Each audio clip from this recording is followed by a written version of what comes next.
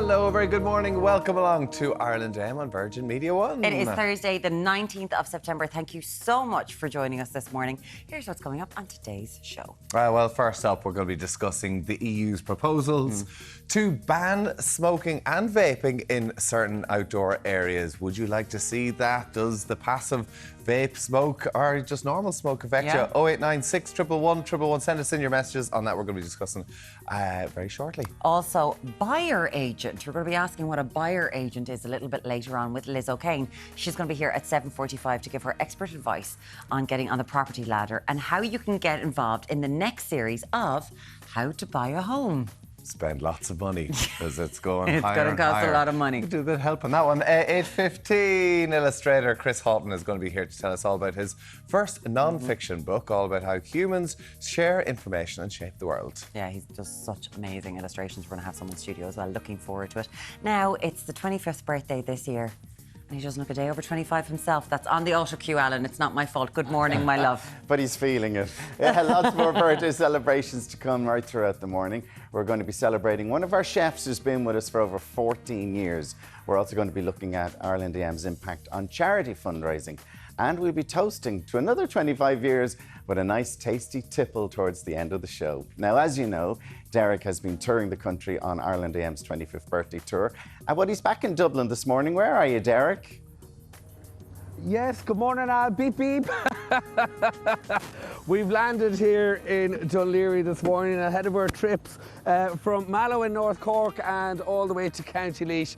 We're just along the Irish Sea coast this morning now. It is a very, very foggy start out there at the moment. Some dense fog in places, so once again, take extra care if you are driving out to bed with some nice sunshine, holding pretty steady and decent out there as we push our way through your Thursday. Now, as we mentioned, we're down here in Dún Laoghaire. We're down here at the Baths ahead of our trip to Galway tomorrow. And coming up later on, of course, we're celebrating our 25th birthday on the road. So we're going to be talking to some of the local community, the impact that Ireland AM has had over the last couple of years. I've got my AM mobile with me. We're heading to Galway tomorrow, as I mentioned, but what a beautiful start. It's a foggy start and we'll be celebrating more right across the Moyne. But for me and all the crew, back to you in the studio. Unreal, Beep, beep. Deric. Peep, peep. The His Deric hair has reveal. got a curl. His hair is fabulous this morning, Deric. A license to thrill he has. Thank you very much, Deric. We'll catch up with you a little bit later on. If you do see him, get over and say hello.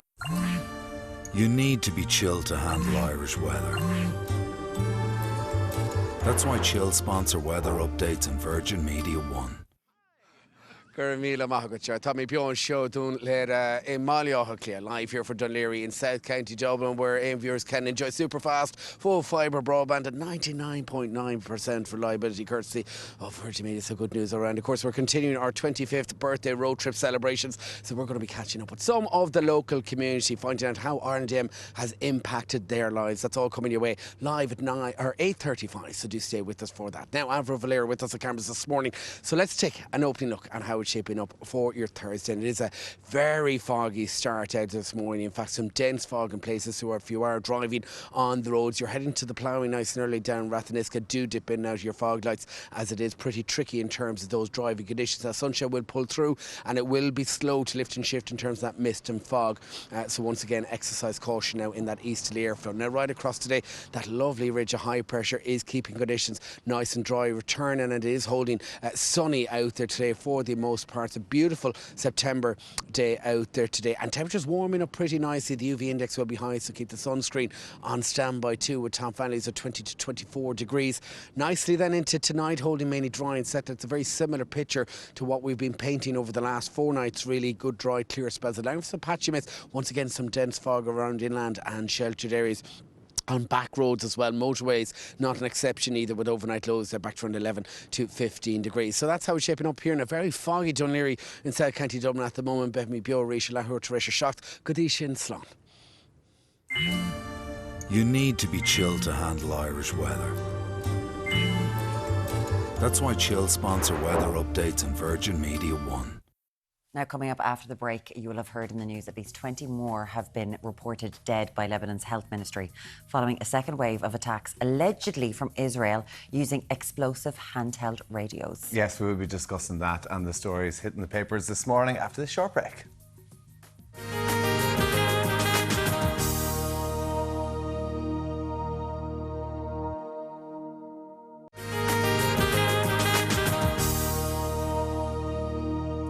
come back. Now it's time to take a look at this morning's papers. We're going to start with the Irish Times. The headline there, it says approval ratings for Harris surges as McDonald declines sharply. The paper reports that approval ratings for Taoiseach Simon Harris have surged since their previous opinion poll early in the summer, whereas the personal rating for Sinn Féin leader Mary Lou McDonald has declined sharply. The headline for the Irish Independent reads, asylum seekers with jobs could have to pay for Wi-Fi and food. The paper writes that working asylum seekers could be asked to make contributions of up to €238 a week to pay for state accommodations and services. The top story in the Daily Mail today, it reads, alarm as pension pots worth €2 million to get tax break. The paper reports that Finance Minister Jack Chambers has had to defend a tax break for those on six-figure salaries with more than €2 million in their pension. Gardaí want charges for drug bosses, is the front page of the Irish Examiner. The paper goes on to write that Gardaí believe they will soon have enough evidence to recommend charges for gangland offences against the leaders of the country's biggest drug trafficking network. On the front page of the Star, it says Gang to Rights. They write that figures involved in the Kinane organised crime group are facing decades in prison after pleading guilty to firearm conspiracy charges in the UK. The Mirror leads with the same story, writing cartel them off. The paper adds that accused cartel members Thomas Kavanagh and Liam Byrne have made their plea ahead of their trial at London's Old Bailey later today. The Sun's headline, it reads Ghostbusters, and it says that Ireland's biggest drug trafficking mob is in tatters after Gardaí collaborated with federal agents to hack their encrypted messaging platform. It's called Ghost. Yeah, the Herald with the same headline, Ghostbusters, writing that the hack has led to the seizure of €16 million in illicit drugs and 11 arrests here in Ireland. They're both discussing their front pages No, today. no, How exactly. happy that they are joining us now Headlines. to discuss the morning's breaking news stories. Our Louise Byrne, political correspondent with the Irish Mirror, and Adam Higgins, political correspondent with the Irish Sun. Good morning to you both. Guys. Thank you so much. Congratulations on 25 years. Thank you, Thank Adam. you so much. Thank you It's very lovely much to have you here. And you're talking about two different stories today, but what we're going to talk about first is the Middle East. And this is, again, the sort of James Bond tactics, Adam, that are going on with Mossad and what's happening in Lebanon. Yeah, so 2 attacks this week, 32 people killed at least, and more than 3,000 people injured from these explosions. And James Bond tactics is probably accurate to describe it. So what's happened here is Hezbollah in Lebanon has clearly ordered these walkie-talkies and pagers, and they were intercepted at some point by Israel, the Mossad regime in Israel, and put some sort of explosive clearly into them. And they were all detonated at the same time. So the first was the Tuesday attack, which was the pagers. And then yesterday that was followed up by another attack, which was walkie-talkies.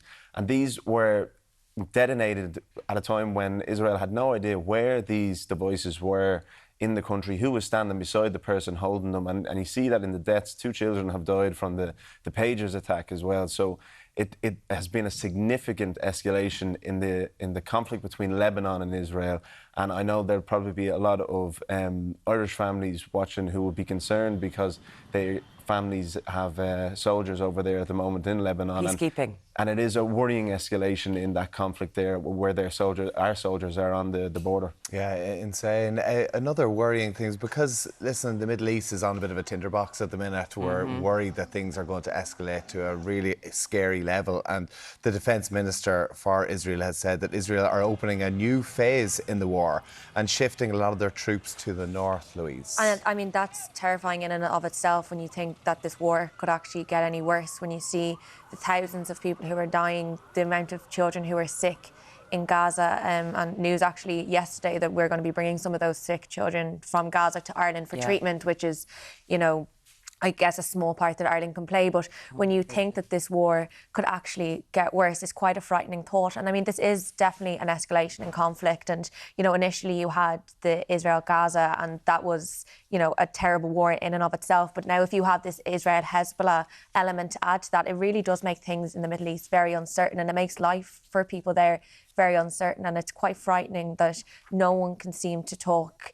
any sense into either side. And I mean, we're coming up to a year now since the Hamas bombings in Israel, and the fact that no one, the states, the UN, the EU, no one has been able to put a stop to this, it's really, really worrying. Well, they also haven't stopped arming them, and it's more than questions. The fact, and we know that these are put into pagers and walkie-talkies, the fact that they have this technology, they could have gone after Hamas in this way instead of carpet bombing all of Gaza and killing over 40,000 people, which they're doing. They have the technology to go after, and these are lives, right? But they're designated terrorist groups and they're going after people, they think. But instead, they bombed all of Gaza. And we know they have the technology not to do that. Yeah, that's a good point and a fair point. And I think what will worry people is that what happened in Gaza, the defence minister saying that the centre of gravity is now moving in the war from to the north, from the south to the north. Yeah. And I think it will worry people that something that similar that we've seen in Gaza might happen elsewhere in the Middle East as this war kind of escalates. And changing borders again. It sounds like we're getting to that situation. It is terrifying. Let's move on to a story closer to home then as well. I think this is the front of the Irish Independent this morning about asylum seekers in the country now having to pay up to €380 a week for using state accommodation. Yeah, so this is something that the Taoiseach kind of flagged recently that he'd like to see happen. And as Fine Gael thinking, I think it was that he flagged this one up. And Philip Ryan in The Independent has a story today that... So it's going to be... looks like it's going to be along the lines of what's done elsewhere in Europe. Germany, France, Spain all have similar things in place. And it's a sliding scale. So that €238 would be the most that an asylum seeker would pay. And they would have to be earning over €600 a week for that. It slides backwards then to €15 is the least they could pay for... if they're earning in and around €97. So there's a scale in between that would, phase up as they earn more if they earn more. And he said something I think that an awful lot of people who are listening will go, OK, that makes sense. I do think it's fair that if you're working and earning an income, that you make some kind of contribution towards the services that the state is have to declare what they're earning? Yeah, and I mean, it would be the same as anyone else going to work, and you have to be... Pay tax on it. Yeah, and you have to be in the country for 6 months before you're actually even given a work permit or allowed to go and work. So, except for people who came from Ukraine. Except for people, they're in a different system. They're Yeah. under the beneficiary of temporary protection system. So this would be for people seeking asylum or international protection. And I mean, 6 months you've had a chance to kind of bed in. You're in your accommodation. You've been given a chance to settle and go and work. And don't forget, these are people coming from very distressing situations as well, seeking asylum. So they are given 6 months before they can work. Some of them do actually want to work before that, and they're just not allowed. But I mean, it's a system that I think a lot of people will see sense in, that they contribute towards the state. And what was actually another thing in Philip's piece is that this is something that the government has been looking at, and there's been senior officials groups meeting on this over the last couple of weeks. But they were also saying that asylum seekers in Ireland who have been granted leave to remain are staying in state-provided accommodation much longer than they are in other countries. I think the European average, it's a couple of months, whereas in Ireland you can stay in IPAS accommodation for a couple of years, and that creates its own issues as well, and it creates a blockage in the system of when people don't move out, new people can't move in, and then you have the accommodation shortages and the backlash to accommodation going in certain parts of the country that we've seen. So it could be a system that could maybe get rid of those kinks, but we'll wait and see. But I think it is something that a lot of people will see a lot of sense in. Getting in line with Europe as well. Exactly. And I mean, Simon Harris has said that he thinks it's fair, and it's obviously working at him firm at the minute because he is riding high in the polls. Yeah. I mean, there's a poll this morning. I mean, why he isn't calling an election right now, because he is well ahead as a party leader. Yeah, 100%. The Irish Times poll today showing huge support, not only for Fine Gael, an increase in support for Fine Gael, but I think the most stark number in that poll today is that his personal approval rating is up 16% to 55%. 55%. That's an enormous approval rating for the leader. And I think you're right. I'd say he's looking at that paper today going, look at that. He looks the very picture they have smug in that chosen picture. is the cat that got the cream. It's like he'll be sitting there going, lads, could you have picked a different picture? Why did you pick that Fair one? play to the photo editors in the Irish Times. Oh, they went for it, didn't they? But I mean, it's an extraordinary poll. I mean, Adam's right, 17%, and there was a 17-point boost in the last, I think it was early summer, the Irish Times last did a poll. Like, it's unheard of. And I mean, when you look at Micheál Martin, he's on 47% satisfaction, which is a very good rating. Personal approval rating, it's huge. Yeah, but that's up 1. But if you look at Mary Lou McDonald, she's at 30 now, down 6 points. It's still high. It's still very high, but there's a significant gap to make up. And even when you look at the party ratings, you know, Fine Gael on 27%, up 4, Sinn Féin on 20%, down 3, Fianna Fáil on 19, down 1. Like, they're huge numbers, and it's a big gap to make up. And I mean, you know, we've just kind of come out of party political thinking season. And, you know, I was in Tullamore last week for Fine Gael, as was Adam. We were both in Killiney on Monday and Tuesday for the Fianna Fáil thinking. Oh, very hard, and isn't speaking, it? Terrible. It's a terrible life. But, you know, it's speaking to all those Fine Gael and Fianna Fáil TDs. I think I spoke to one who said they wanted the election in March. Every single one of them wanted it either yesterday or in November. If they want to improve the ratings, certainly for Mary Lou McDonald, what she needs to do is get onto this next story, is ditch homework. Because I think that for a lot of parents out there, it is a huge source of frustration. But it turns out regular homework tasks of up to 15 minutes can boost student performance. Yeah, this is Who would have thought? This is a study from Maynooth. I was more of a do the homework 15 minutes before the class type person as opposed to, you know, sitting down for hours. You big liar, would you go Yeah, away? exactly. You did all right there. You did But this pretty is, good. I tell you, the arguments in our house already over homework, the frustrations, the stress it puts on in the household. I kind of think if they're not doing enough work in the house, why do they need, particularly at the likes of primary school level? But yeah, they're saying but that it's obviously short. They don't want, you know, Short you be enough, sitting there for an hour, yeah, but short enough, 15, short enough. What do you think, Louise? I wish I'd have known this when I was doing... I was the opposite of Adam. I was doing like 4 hours of homework a night when I was doing my leaving cert. So I wish I'd have known that 15 minutes is just as effective as doing really long assignments. But I mean, it makes sense. And the study kind of looked at, you know, if you're doing less work, you're doing kind of more extracurriculars, and things like sport, all these kind of things that They all add up. And, you know, all these things that I would have abandoned when I was, you know, getting older in school and, you know, concentrating on my studies, which, you know, did I really need to do? But Probably look not. at where you are now. Did, Louise, You look did, at you and now. the two of them going, oh, well done, that's a great headline in the paper today. The two of them are always competing. I love Two it. political correspondents definitely studied in school. Louise Byrne from the Irish Mirror, Adam Higgins from the Irish Sun. Thanks so much, guys, for Thank that. you so much, guys. What do you make of homework? Do you like that? 15 minutes of homework every day boost performance? 0896 111 111. We're going to say it to our bosses, are we, lads? 15-minute notes. Up next, we're going to be talking about the dangers of passive smoking and vaping. They want to get rid of it from outside areas as well now. Yeah, we're going to be discussing that next.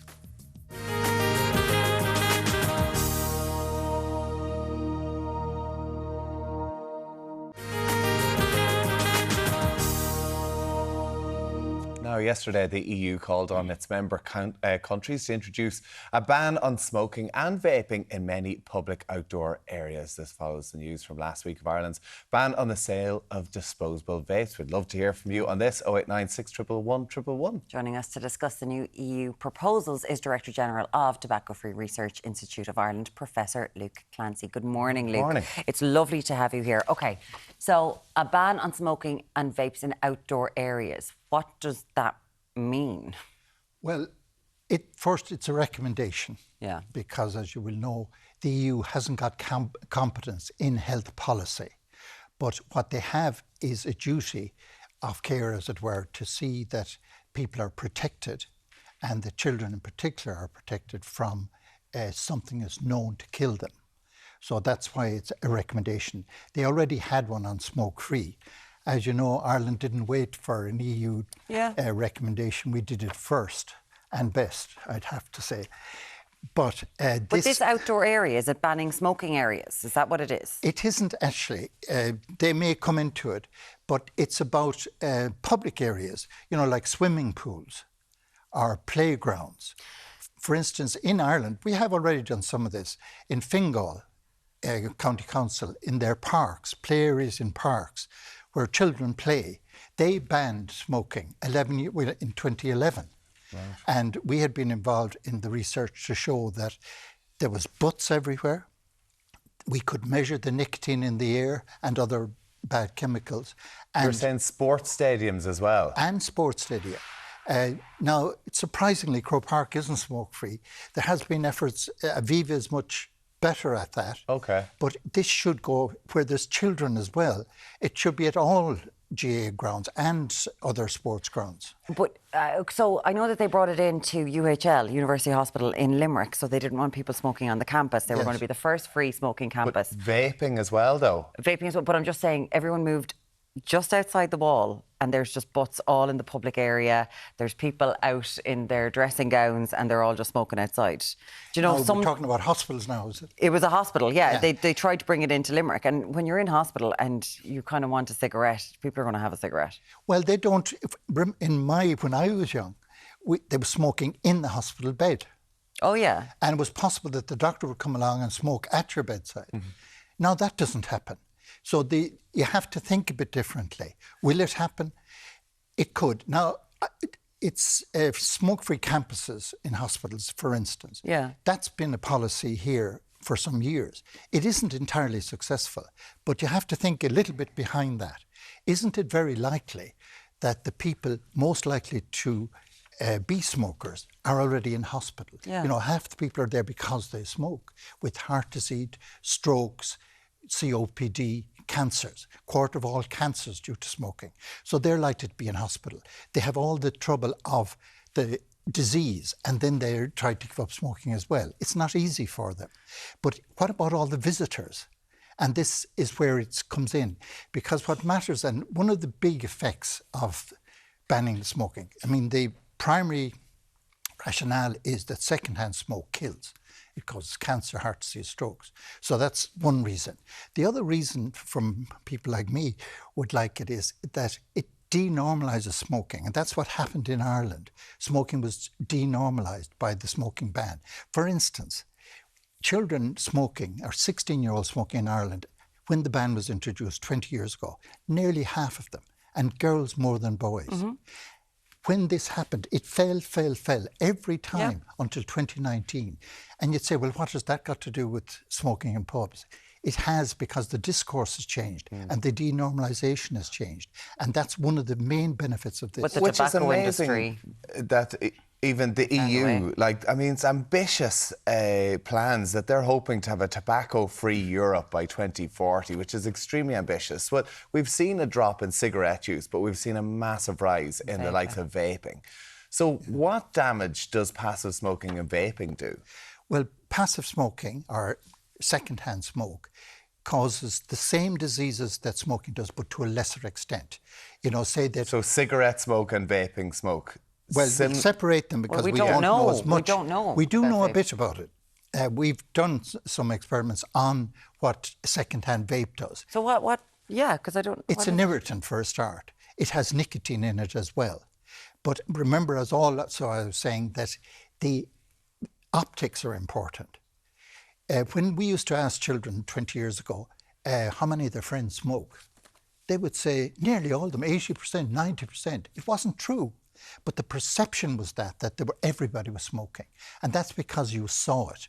So take it out of people's sight. Now, in sports fields, certainly, if you're sitting in a stand and there's people vaping or smoking either side of you, depending on how the breeze is going, that's blowing at you and you're a prisoner practically. But we don't have as many studies on. We all know smoking is terrible, right? We've known this for years and we've seen the drop. But vaping is, the tobacco industry is going to be the tobacco industry and they're going to find a way around it. And this is where vaping has come in. You've done studies, but we're very in the infancy of vaping and what it actually does to lungs, what the long-term effects are. But there's been a huge take-up of it and people don't think it's that harmful. So is that the issue, that we haven't gotten out there because we don't know? Well, that's one of the reasons. It's also the framing of it. Even health people in England, for instance, have suggested that it's really harmless and that it's 95% safer than smoking. This is wrong. It is not harmless. And that it's better than something that kills half of the people that use it would be little recommendation. But it's also the fact that, yes, as you suggest, they're new. We know about smoking because it's been going on for hundreds of years. Yeah. And certainly since the First World War. But vaping is new. No, we won't have the same effects. But what we've found, for instance, is that if you use vapes as a child, you're more than twice as likely to take up smoking. Right. Okay. But smokers are like, we've been pushed outside. Can we just have our outside area? Like, in all fairness. Yeah, but if you're sitting in the playground and someone's smoking beside you, but with if you're outside a pub and you're like, you've pushed me outside. But this isn't the outdoor pub areas. This looks like they're going to be banning it. Well, it's probably a gradual thing, but it's really interesting because vaping is something that you could be sitting in the park, you could be sitting on your bus, you could be sitting anywhere, and people think that vaping and blowing that smoke is not an issue. But in playgrounds, you have children playing and their parents and carers smoking beside them. And we're seeing the disposable vapes as well everywhere. The which environmental aspects of this are important and increasingly so. It's absolutely going to resonate with an awful lot of people here this morning as well. We'd love to get your opinion on it. 0896 111 111.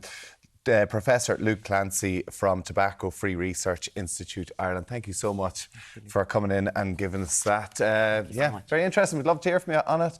Alan, what have we got next? Well, Tommy, buyer agent Liz O'Kane is stopping by. She's going to be telling us all about the next season of Help Me Buy a Home and how you can get involved. And she might even give you some advice on buying a house. See you in a few minutes.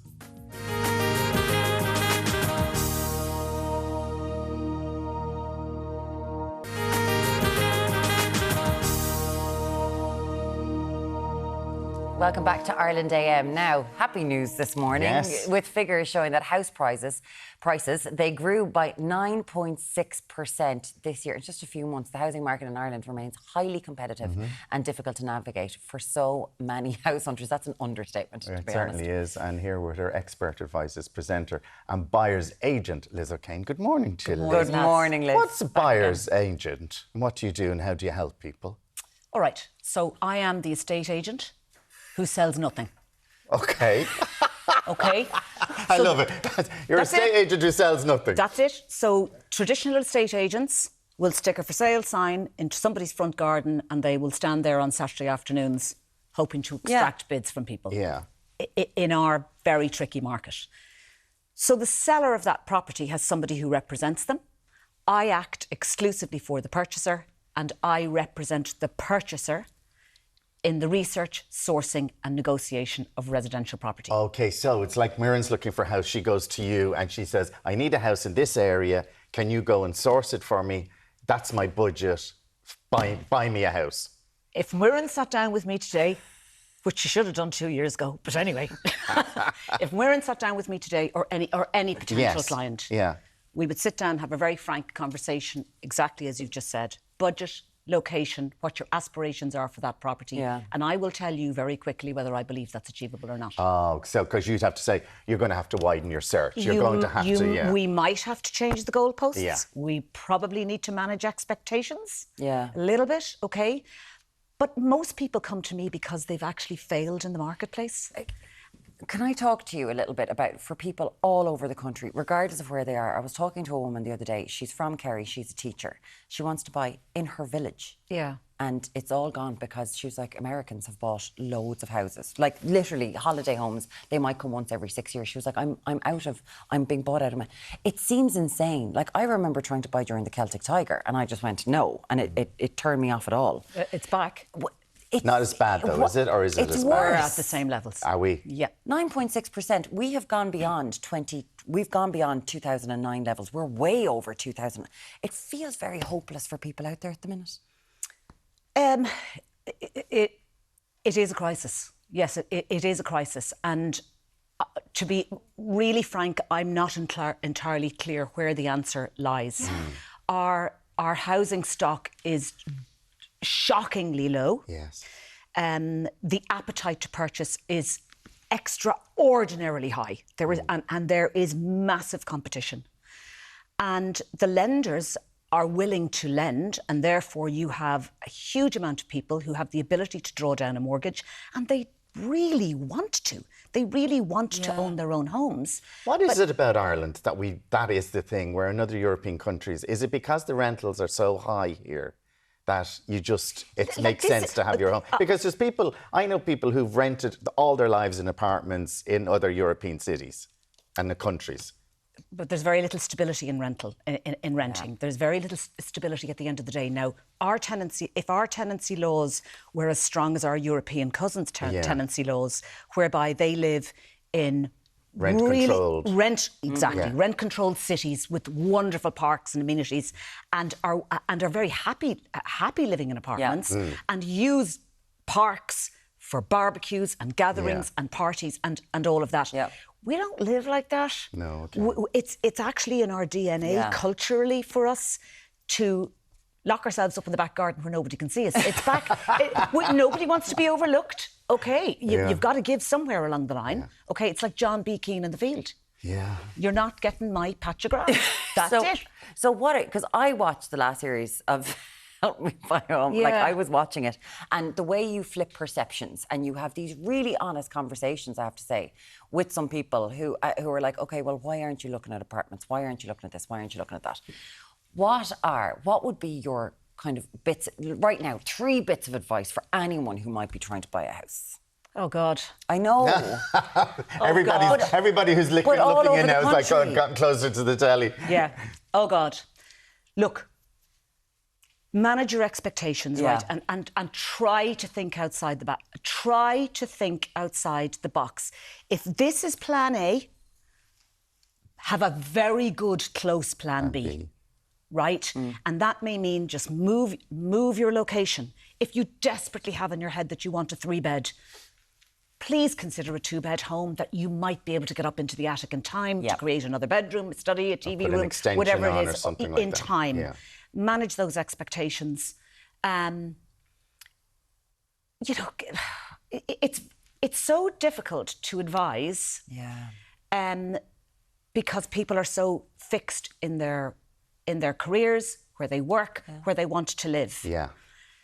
I'm always willing to have a conversation with somebody as the phone now rings 150 times this morning. You know what I mean? But there is a lack of stock. It's our stock situation. Yeah. So you just have to be realistic.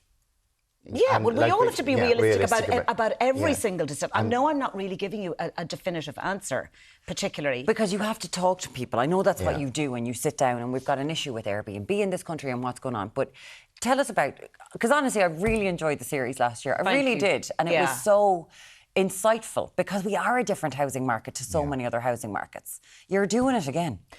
You raised a very good... we are doing it again, and it's brilliant that it's recommissioned. And we had super success. We're exhausted from going around the country. Fair play. Seeing so many people. But you know what fascinates me and really gives me heart about people, and you really genuinely want to help them and help me buy a home.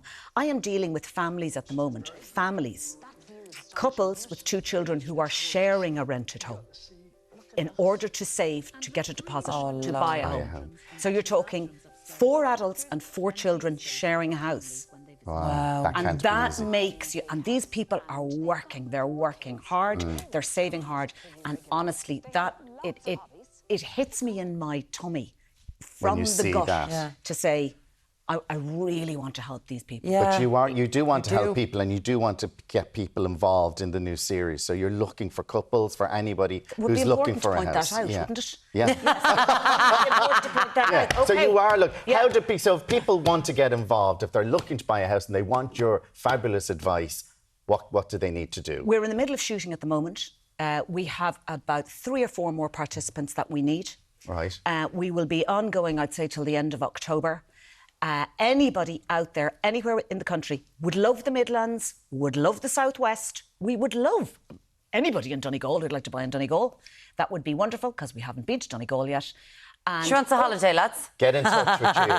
I also need one of those. Email home@animotv.ie and speak to the lovely Leah, who is our casting director, and she will talk you through the whole thing. So I'm on the next series.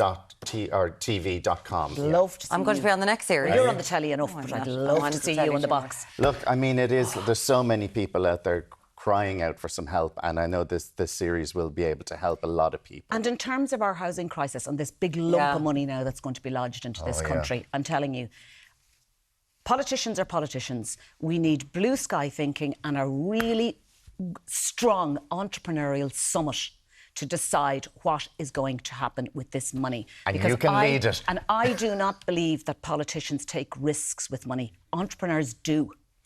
Okay. And You're at the they're more forefront forward thinking. and you're seeing what's happening with people every single day, and That's it's my heartbreaking at the thought. minute. Liz O'Kane, Liz, a thank you. pleasure having you. Thank you so much for coming in this morning. Thank you, lads. We'll be I back do to you too. on Ireland Day in just a minute.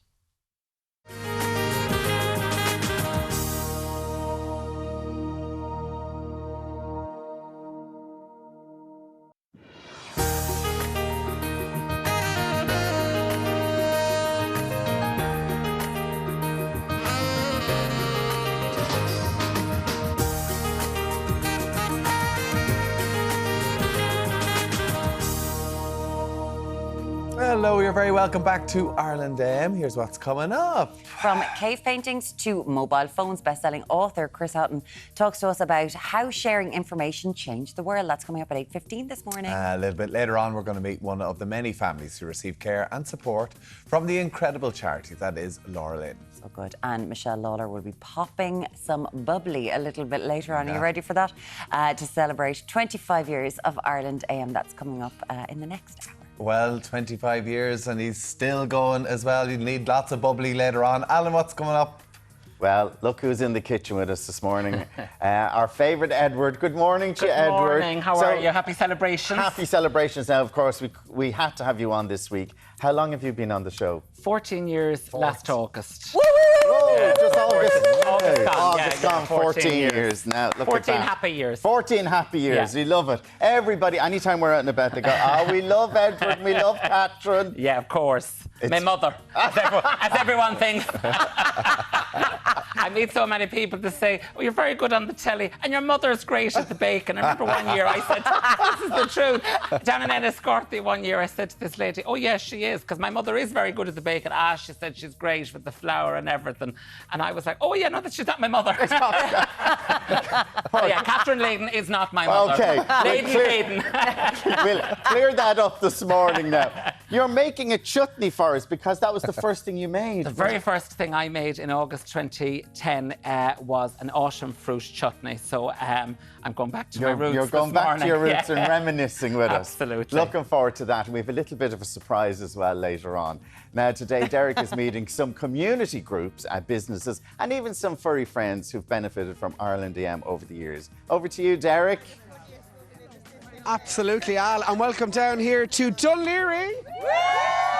They're in flying form here this morning. Alan, blessed art thou amongst women, because we're surrounded by some wonderful people here this morning. Adrian, how long are you watching the show? I wake up every morning to TV3. Well, it's Virgin Media. Stop no, it. No, it's not. It's Ireland AM now. And what's your favourite thing about the show? I love watching Martin King, Tommy Bowe. Who's your favourite regular on the show then? Oh, Edward Hayden, I love him. We have Edward. Give Edward a big... we've Edward cooking this morning. I like him this morning. And Tommy loves his food. Tommy does love his food, God yeah. Almighty. Absolutely. Therese, we visited you actually down in Post Ridge recently. You did. You visited us at our training cafe at Wanderers Rugby Club, and we told you then that our graduates come out to our award-winning cafe in Happy Out in Dún Laoghaire, and it's just so lovely that on your 25th birthday you come out to celebrate with Orla, the rest of our staff out here on this glorious morning. Orla, did you enjoy your morning on the TV back then? Yeah, I loved it. I really enjoyed it. And since then, I mean, everyone knows you now, don't they? Yeah, hopefully, yeah. All right, we'll have more here from Dún Laoghaire right across the morning. You know, Tommy loves a good feed. He does. Oh, he does, yeah. He does. All right, back to you guys in studio. The mothers He does indeed. Is that poor fella getting fed at all? Just had a nice big sausage sandwich. Just have a sausage sandwich. We'll be catching up more with Deric in just a little while. You need to be chilled to handle Irish weather. That's why Chill sponsor weather updates on Virgin Media One. Mila Ger broadcasting live here from Dún Laoghaire in South County, Dublin, where Virgin Media customers can enjoy superfast full fibre broadband at 99.9% reliability. As we say, a very good morning and get well wishes to Mary St. Lawrence. We know you're in the matter at the moment. Your pals are there. Give us a wave there, ladies.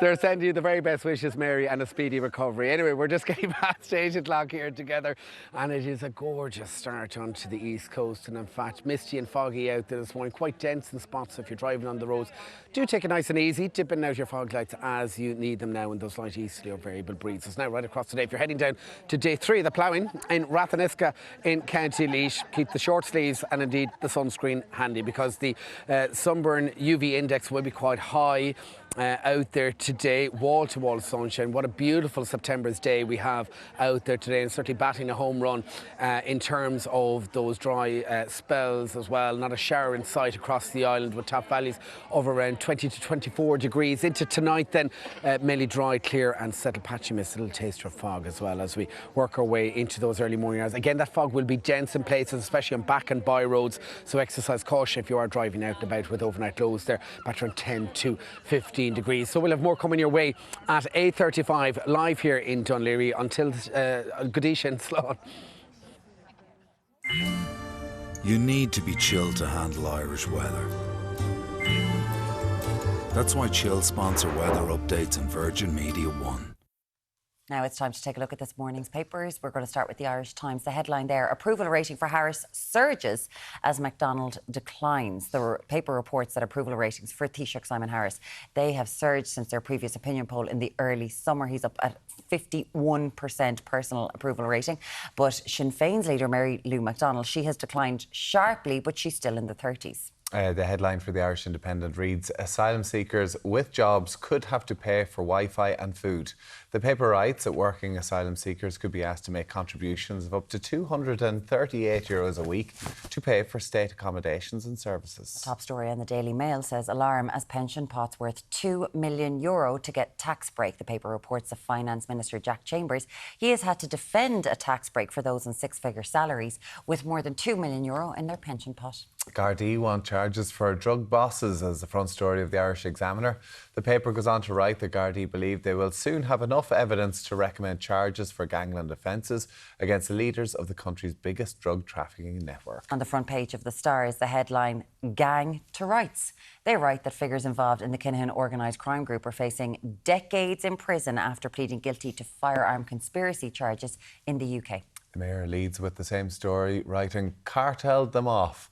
The paper adds that accused cartel members Thomas Kavanagh and Liam Byrne have made their pleas ahead of their trial at London's Old Bailey later today. The Sun's headline says Ghostbusters, and it's about Ireland's biggest drug trafficking mob. Apparently it's in tatters after Gardaí collaborated with federal agents and Europol to hack their encrypted messaging platform service, and it was called Ghost. And finally, the Herald goes with the same headline of Ghostbusters, writing that the hack has led to the seizure of €16 million in illicit drugs and 11 arrests here in Ireland. Now, as we have spoken about all week and this morning, Ireland AM is celebrating 25 years on the airwaves tomorrow. Yes, amazing. And where would we be without you, our Ireland AM viewers who've stayed with us for all those years? And we have some more memories in. And don't forget, if you have been sending in your memories of Ireland AM, someone is going to win that fantastic prize tomorrow. So make sure you tune in tomorrow, because somebody is going to win that fantastic prize to Las Vegas. Get those memories in. Yeah, get those memories in. Love this one, Sinead. Absolutely love Ireland AM. I watch every morning. One of my favourite memories is of Tommy and Wirren dancing to Maniac 2000 and getting to shake hands for the first time after lockdown. It was such a small thing, but a big thing for all of us after all the restrictions were lifted. There were hard times in the show, and the hard times, you brought us so much love and help, and we have a little clip. Have a look at this. Yes, hello, good morning, welcome to Ireland AM. It's Monday's show. The restrictions have lifted, everybody! And we are very excited about it. We've never shaken hands.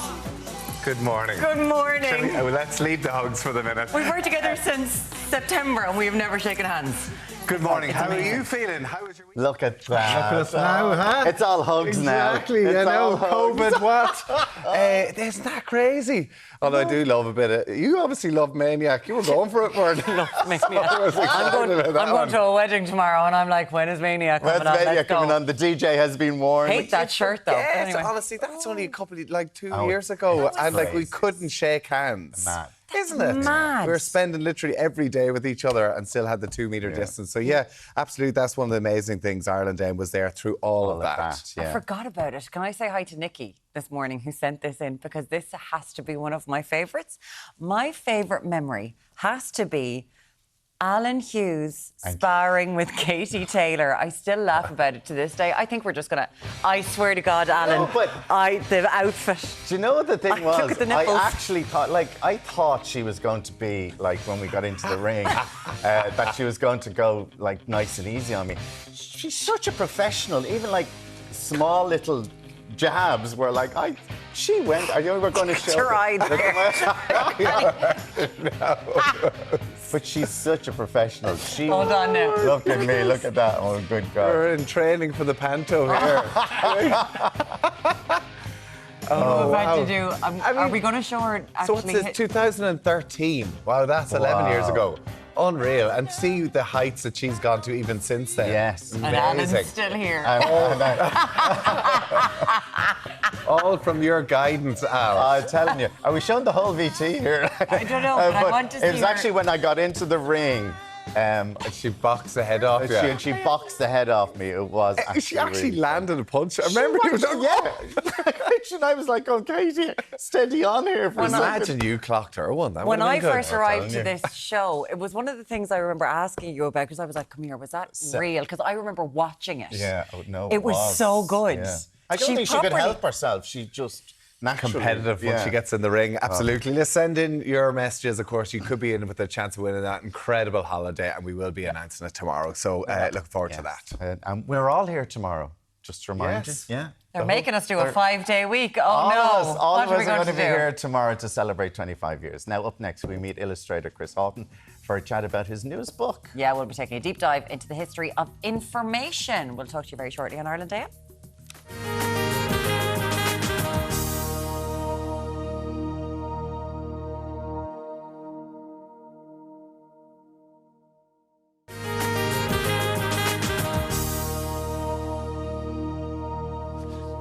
You're very welcome back. Now, our next guest is an award-winning illustrator whose children's books have been translated into 35 different languages. He's here talking about his new book going, I don't think I have to update it yet. It's just brought it out. Chris Hayden is joining us this morning. Hello, how are you? I'm very well. It's lovely to have you here, Chris, because for an awful lot of people who have children and they really enjoy it, they will know, Oh No, George, and Good Night, Everyone. These huge books. You studied graphic design and you've become this world-class illustrator. How? I'm assuming it was kind of a left turn, was it? Not part of the plan? Well, I mean, it's worked out very well, yeah. I have Very to say. well. I mean, I'm very, very lucky. But yeah, I studied in NCAD in Dublin, and I studied graphic design, and I love doing graphic design. Actually, I worked in Vicar Street for a little while. And doing, what were you doing in graphic? Doing design and posters and that sort of thing. And then I kind of wanted to do more illustration, so I moved to London and started working in magazines, newspapers, and then tried to get into picture books. I've been doing that, and then doing this book. It's really interesting. The history Beautiful. of information. It's a kid's book, but I mean, even adults like me would enjoy it. I love this. Today we are told we're in the midst of a technological revolution, artificial intelligence. But to understand what this might mean for our future, we have to look at the past. And that's really what you've done. You've gone back to the very start of where we have come across information and learning. Yeah, well, how I came about this book, I actually I listened to this podcast in 2006 from UC Berkeley, and it was actually the first college in the world to put all of their lectures online. So I was kind of listening to some of their lectures, and this course popped up, the history of information. So I listened to that, and it was just a brilliant way of explaining history, through information technologies. And I'd covered a little bit of that in my studies in NCAD, the history of the media. But it was just a way of explaining information technology, not just we think of information technology as computers and the internet. But, drawing is an information technology, writing is an information technology. And through the book, we sort of go from how drawing evolves into writing, and that evolves into print and all the way to AI. Because when we think about it, which you do so fabulously in this book, when you think of Ogham stones, when you think of hieroglyphics, when you think of the first cave paintings, that was information technology. Exactly, yeah. And each information technology, This is hieroglyphics, we'll say here. Oh yeah. So each information technology comes along, and then it completely transforms society. Some new group sort of takes control of it, and with writing, we see the hieroglyphs. Religions take over. They're the ones that use writing information technology, and then when printing comes along, that sort of breaks up that monopoly and changes society. Gives it to the masses. Yeah. It's so interesting. Interesting as well, it's like a timeline. So obviously you start off with language and writing, whatever else, and you go to the start of newspapers, radio, television. And as technology evolves, do you think that it's important, like people have to learn, like will early information ever go away, do you think, or it's always just learning and expanding? I think it's always just learning and expanding. Yeah, I mean, we have all sorts of things. We still have religions today. We still have all of, I talk about in the very early beginning of the book, the ceremonies. We had ceremonies because we couldn't write anything down and it needed to be remembered. So we'd gather loads of people and sort of remember together this event or oath or whatever. And of course, we still have ceremonies today. It's a rite of passage. As you're bringing through the timeline and you've done all this, like it's absolutely beautiful what you've done, but there's so much information in it that's accessible. I'm going to be honest, we've been looking at it and we're learning a huge amount. And you're bringing it up to modern day AI, and we're at this precipice where everyone is a lot of people are frightened about what's to come. And we have to look at our past. Has that always been the case of when a new technology has come along, like, for example, Sanskrit or Moses coming down from the mountain with the tablets? It was always new, wasn't it? And people were afraid. Yeah, exactly. And I think, when writing came along, people thought it was because it's somehow, people would write down wills and then they would be read out after the person had died. And that was terrifying to people. People thought their souls had been taken or were somehow encapsulated in this writing. This is what people thought about writing, and that's all of our holy texts. Yeah. It's sort of this sort of immortality of writing. It was very frightening to people back then, and now we're sort of thinking again. This technology is going to take over. There's this sort of fear element, and I think it's just every time this new technology comes along, this is the reaction. Fear of the unknown. Listen, it is your new book, The History of Information. Beautiful. It's a beautiful book. The kids are going to absolutely love it. Congratulations. Thanks so much for coming and seeing us. You're going to be in Eason's in O'Connell Street in Dublin tomorrow at 7:30. You're going to be there doing an illustration demo. They're going to make you sing for your supper, essentially, inside an Eason's tomorrow. I don't know what I'll be doing. I don't know. He doesn't know what he'll be doing, but he won't make you afraid. The new book is The History of Information. It is really gorgeous. Chris Hutton, thank you so much for joining us this morning. Really appreciate it. Thanks for having me. Thanks so much.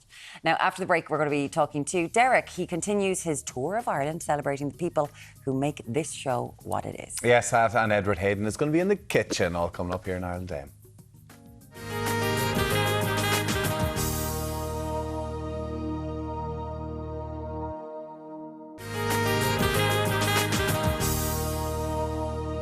Can you hold on 10 minutes for food?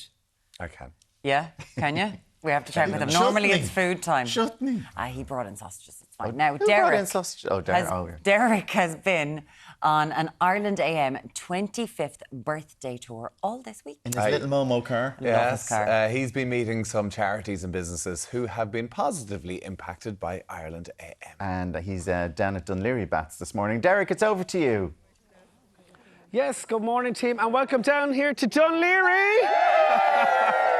In South County, Dublin. They're in flying form here this morning. The sun is shining. It's an absolutely glorious day. We're joined now by some of the viewers who've been impacted, I suppose, and had such a positive effect because of Ireland Day. And first up, we're saying hello to everyone here at the Sister Shed. Shireen, do you remember we were down in Fir House? I do. And that sing-song, Sisters are doing it for themselves. We had a great morning down with you, didn't we? Oh, we did. It was great energy. It was brilliant. Yeah, it was brilliant. Now, tell us about the Sister Sheds itself. Obviously, you're up and running now a couple of, in fact, a full year now. Well, 3 years. 3 years, yeah. They've just become charity in December. So, yeah, Sister Sheds is a great charity that supports women all over the country. I think we're moving on up to Donegal soon as well, as we were saying earlier. So, yeah, we help women everywhere doing personal development, arts, crafts, getting together, and women within their community just supporting each other. You just said you achieved charity status. That was back in December, and since then, actually, you've met the Taoiseach, Simon Harris. We actually met Simon Harris prior to getting charitable status. We actually had lunch. We had a little bit of lunch with Simon Harris there in 2022. Yeah. So. And it's been going great ever since. How has Ireland AM impacted Sister Sheds? I think it was being able to reach further afield because we have a lot of sister sheds in the Dublin area. So I think there was a lot of people then from the countryside that reached out that had seen it on Ireland AM, and that was it was a great impact for out the bigger scale of the country. Yeah, and from there, in fact, you're going from strength to strength because you're working now on a brand new project up in Donegal. We are. We're opening a sister shed in Donegal on the 1st of November. We're really looking forward to that. We've been in touch with the girls from Limerick. So, yeah, it's been a great impact around the country. And from there, then, in fact, you've got your brand new wellbeing centre as well. That's underway right now. So that's in the process. We'll be opening that hopefully the end of December or beginning of January 25, and that will be reaching out to the wider community then. So you don't actually have to be a member to come there. You can just come in, do courses, and we're really looking forward to it. And Rachel, is it great to see the impact that we've had on the Sister Sheds? It's unbelievable. Like, we wouldn't have had the likes of the lovely Paula here beside us reach out to us. She's seen us on Ireland AM, and yeah, we got really good. We actually gained a bit of sponsorship from Ireland AM as well. So a massive shout out to our sponsors, Elevon and Fidelis, because we wouldn't have got to this stage without them. So, yeah, isn't that incredible? Yeah, and onwards and upwards from here. And actually, I love your T-shirts you're wearing this morning. Together we shine brighter. Isn't that right, ladies? Absolutely. Together we shine brighter. And Paula, in fact, you were watching the show the morning I was down in Fir House with the ladies, and off the back of Ireland AM, off the back of the show, you decided to get in touch with them. We did indeed. I reached out to the girls, and I also reached out to a local councillor in our town, Helen Mayers, who was as passionate as I was about getting the shed opened up in Ashbourne. And under their amazing guidance and support, we have our open night next week. Isn't that great? Give them a big bull up. Isn't that fantastic? Yeah. It's obviously taken a bit of work to get it up and running. How are you fixed? How are you sorted out for the big opening night? We're actually very organised. Myself and Helen have been doing quite a bit of work behind the scenes, just putting the plan together and what it might look like. So we're very excited, and yeah, it's going to be very fun, and there's going to be something there for everybody. All right, and best of luck with the opening night, and hopefully we'll come down to you in the future to support you, as we always do. Now, next up, we're heading along to the TikTok team. It's Anya and Billy Kennedy. Give them a boola bus. Thank you. All the way from the Smooth Company, in fact, and you're a young entrepreneur, Anya. Tell us about your appearance on Ireland AM. Yeah, so when we first appeared on Ireland AM, we were actually only a month into business, so we didn't really know what we were doing. We were absolutely terrified to go on the TV. But I suppose in the 2 years since, it's been a roller coaster of a journey. But when we first went on Ireland AM, we were just an online business, and now we're Stockton, Brown Thomas, Peter Mark. We just launched in the Loop, and we just launched on 432 global Aer Lingus routes. So we've been busy. You've been very busy. Grandad Billy, you must be very proud of her. Oh, I'm very proud of her. Really and truly, yeah. Why wouldn't I be? You know, she's great. Isn't it fantastic? I mean, I've watched your TikToks online. In fact, do you enjoy making the videos, Billy? Completely. I'll be 85 next week, by the way. I enjoy it immensely. do. It's great, and it's a lovely relationship, a lovely bond It is, yeah. to share like with your that since you're the granddaughter. baby, you know. We used to go to McDonald's a lot when she was a baby. Yeah. Oh, isn't that great? And obviously onwards and upwards from here. In fact, some of our guests here this morning we found They showed me that in their bags. They had your product in their bag. So where are you going from here then with your product? The line. So you have 6 in the line, right? We have 6 products at the moment. Yeah, we have some very exciting new products in the works that are launching in 2025, and we're in talks with some big retailers now in the UK and the US as well. So it's very exciting. Yeah, it is very exciting. And so, how important? Yeah, nice Bula bus.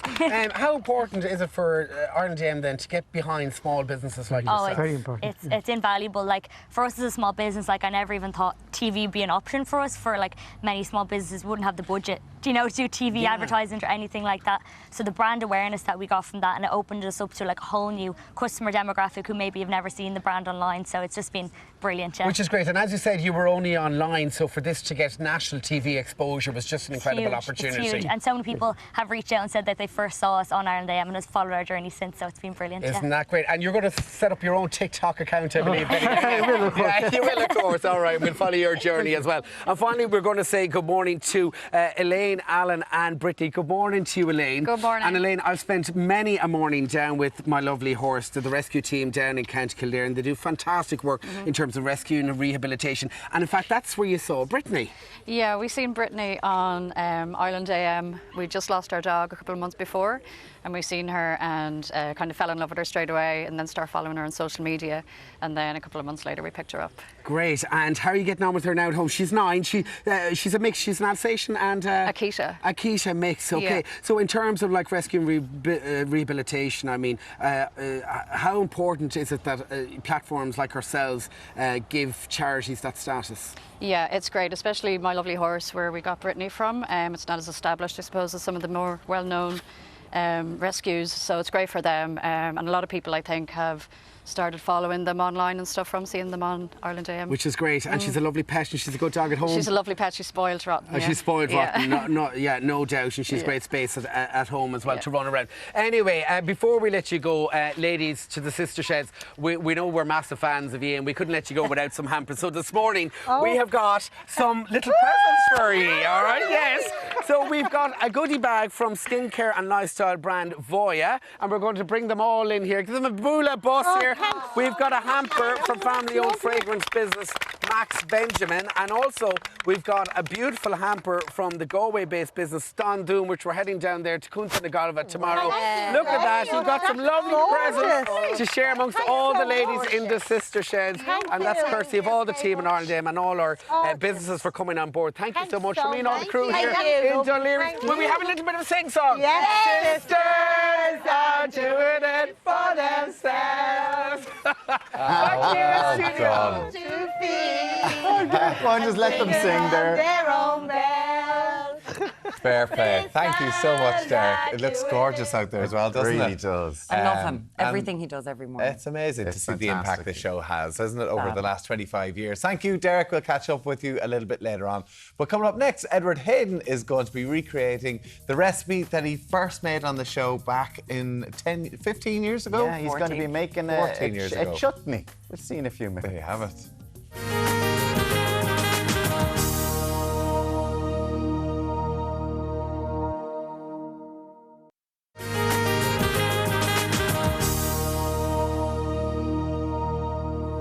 Now it's time for some food with our wonderful chef, Edward Hayden, who's been serving up delicious dishes on the show since 2010. Amazing. So before Edward starts his recipe, though, let's take a look back at his journey with us through the years.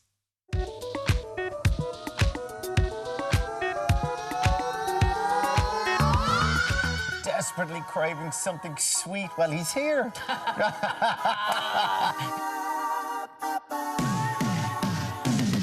There's no sugar, there's no butter. Madonna always said little and often. Your sweet ice cream, but you could use a flake or two. It wouldn't be the same without you, Edward. Just a little taste. Just like the Mexico. You just did a turn, looked in the oven, was like, yeah, I'm good to go. Checking the tart. Literally. Literally. The general rule with meatballs is What is it?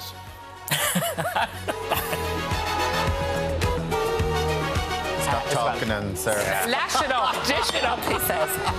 What do you do with your yolks that you've got rid of? Question to ask a gentleman. Our time is up, love.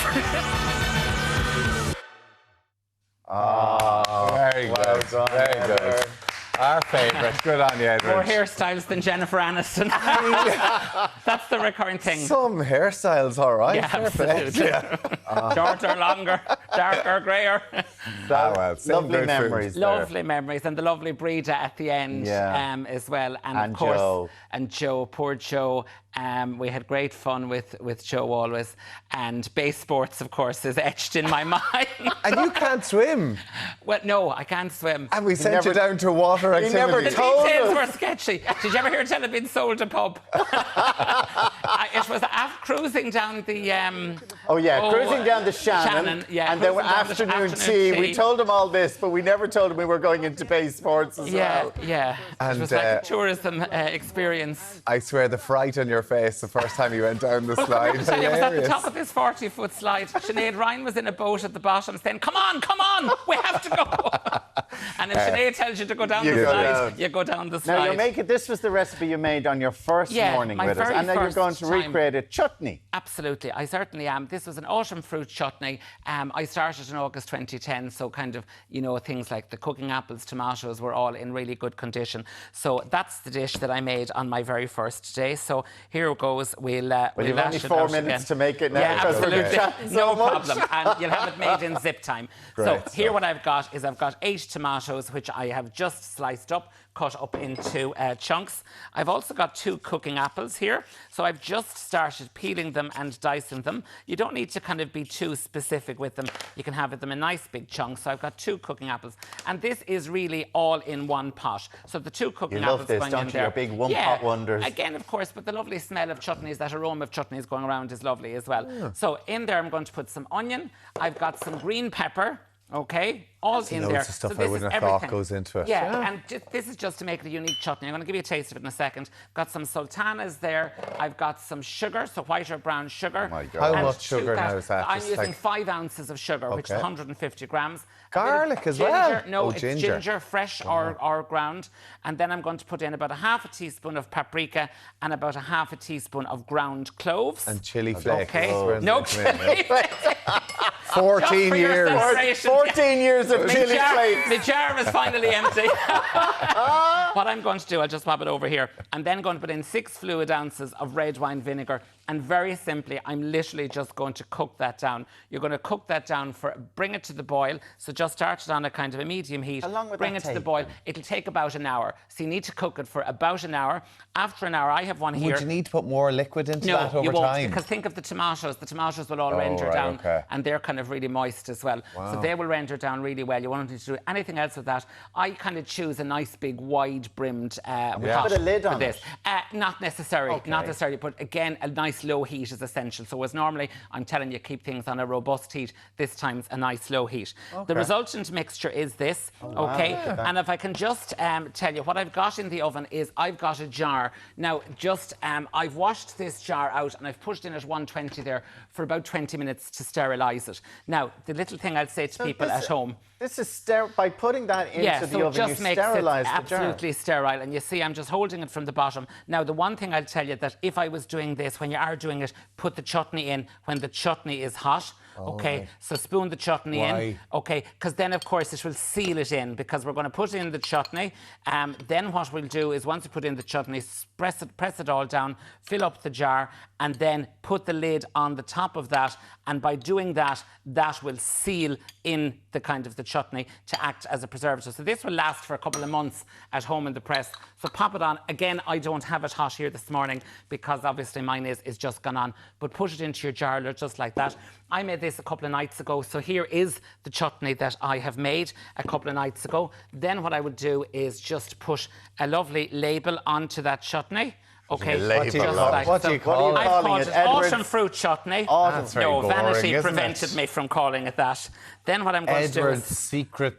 Absolutely. Make it really mythical. Yeah. Then I've just got a little bit of ribbon or a little bit of string and just tie it up. And again, you can just make so you can make some that lovely, as a little gift. A lovely little edible gift, yeah. So there we have it, just like there so. You go. Tie it up, just like so, and then give it a little bit ribbon or little bow at the end. So we're not tasting it then? Yes, you are, of course, yeah. So you can see have that in a few months that we've made. And then what I've done this morning was I've just made some of this lovely chutney, and I said to myself, now if I come up for such a day of celebration and jubilation with a bit of chutney and bread, I'd be sent back to Greg Namanna. You wouldn't be so very I've just popular. accompanied there with a lovely charcuterie board. Charcuterie board. So I've got some lovely Leave it to you, Edward. Cheese. That's amazing. So I've lovely meats and cheese. So for the very special celebration, I just have that. Come on over here and join us. Come on over here. Come into the middle here, Edward. There you go. Absolutely lovely. But again, something like that is really lovely to do. Work away. Something like that is really lovely to do, and just to share it. But just to say thanks so much to all of the team here for all of the kindness over the years. I've had 14 very happy years, and the people that you meet, because the people are fantastic. They love you. Well, listen, I don't know about that, but they kind of like anyway. But I've been down at the ploughing for the last 2 days, and the amount of people that I've met that are talking about you all and talking about the show and enjoying it. So thank you so much to the people who are always so kind to me. And you're always so kind to us. Very quickly, in case people missed it earlier on, the people who think that, who's your mother? Oh, Catherine Layden, of course. Catherine Layden is my lovely friend here. Not his mother. In the old days, Joe used to do Monday, I did Tuesday, and Catherine did Wednesday. So many people would say, oh, you're great on the telly. I'd say, thanks very much, delighted to say. And your mother's great in the bacon. I remember in Enniscorthy, I said to this woman, oh, yeah, thanks a million, she is, because my mother is. But then they said, oh, yeah, she's great. And the way she did this on the telly and all the... So they thought there was a monopoly of the Haydens, Laydens. Hayden, not Hayden. There you go. Edward, always a pleasure. Thank you so much. We're going to take a quick break. We'll be back for more R&DM after this.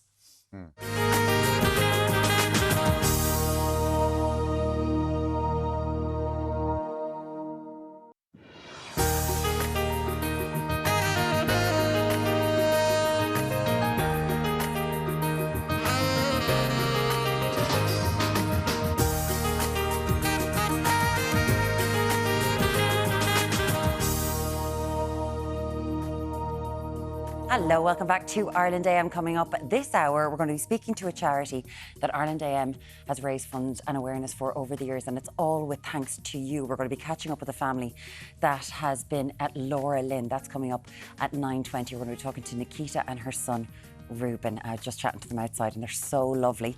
But first, a man who... He's got a new shirt on today. He's on the catwalk. Alan, how's the new shirt going? What does Rob think? It's going well. Now, Rob is going to show us some chic and casual outfits this morning. Where's it all from, Rob? It's all from the Casual Company, and we're taking a look at the perfect pieces for weekend wear. So whether you have a city break or country escape coming up, or even just heading for lunch with the girls, we've 4 really stylish outfits to have you on trend. This looks so relaxed. Yeah, it is. And it's easy. a really cool, easy, relaxed look, and it's all about comfort with this look as well. Love it. That's coming up a little later on. Now, Tommy's raising a glass to our 25th celebrations this week, aren't you, Tommy? I am, thank you very much. Yes, I'm with Michelle Lawler from Nude Wine Company as well. We're both here 4 years, so only a short stint of the 25, but we'll drink to that. Thank you very much. We're going talking all champagnes today, Michelle. Yeah, so we have 3 sparkling wines, 1 champagne, and then 2 alternatives to champagne.